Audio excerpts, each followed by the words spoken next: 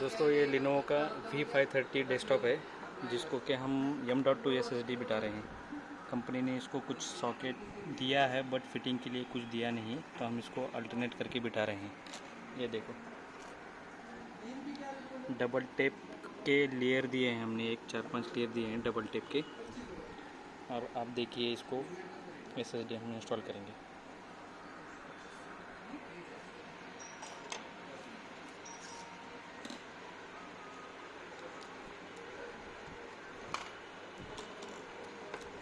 Double tape है।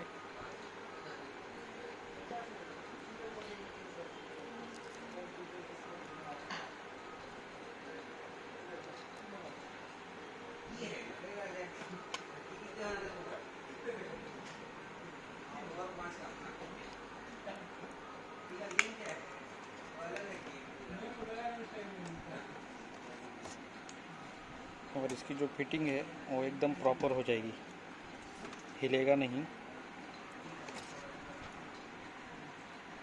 ये देखिए एकदम प्रॉपर फिटिंग होगी।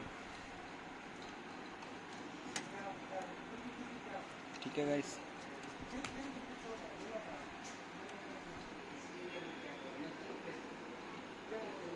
ओके ठीक है।